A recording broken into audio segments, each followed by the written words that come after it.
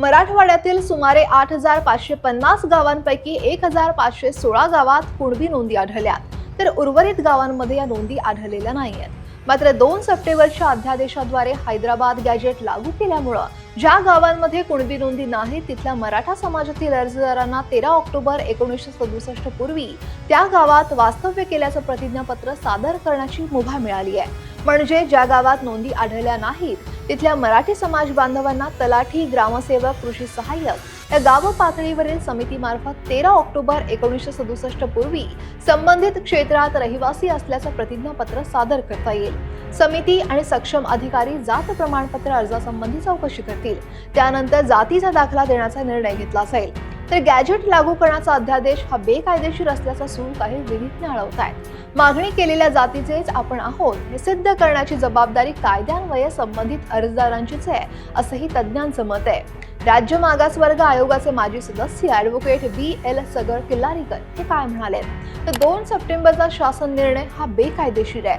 जात प्रमाणपत्र आणि वैधता प्रमाणपत्र निर्गमित करणाऱ्या अर्धन्यायिक यंत्रणेतील कार्यरत अधिकाऱ्याला विशिष्ट उद्देशानं काम करण्यास भाग पाडणार आहे. हैदराबाद गॅजेटमधील तरतुदीनुसार जातींच्या सवलती द्यायच्या असतील तर त्याचा लाभ हा इतर समाज घटकांना का नाही हा प्रश्न अनुत्तरितच राहतो, असं ते म्हणतायत.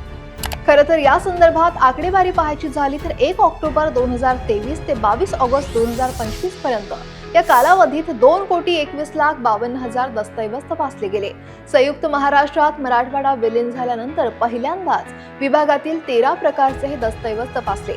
यात 47,845 कुणबी नोंदी दस्तऐवजांच्या तपासणीमध्ये सापडल्या, तर 2,38,559 कुणबी प्रमाणपत्र दिली आहेत. यात 8,227 प्रमाणपत्र वैध ठरली आहेत, तर अजूनही 2,853 अर्ज हे पडताळणी समितीकडे शिल्लक आहेत. पण प्रमाणपत्र अवैध ठरवण्याची कारणं नेमकी कोणती आहेत, तर जात नोंद पुरावा सादर न करणं, वंशावळ सिद्धतेचे पुरावे नसणं, जातीचा सबळ पुरावा नसणं, नातं सिद्ध न करणं, प्रमाणित प्रती न देणं. आता या 8 जिल्ह्यांमध्ये सापडलेल्या गावांची संख्या किती आहे ते पाहूया. छत्रपती संभाजीनगर 166, जालना 229, परभणी 161, हिंगोली 163, नांदेड 105, बीड 529, लातूर 41, धाराशिव 123 आणि एकूण 1,516. हे प्रमाणपत्र मिळवण्यासाठी जात प्रमाणपत्र आणि पडताळणी कायद्यातील कलम 8 आणि नियम क्रमांक 5 आणि 6 नुसार संबंधित व्यक्तीने स्वतः अर्ज करून पुरावा दाखल करणं बंधनकारक आहे.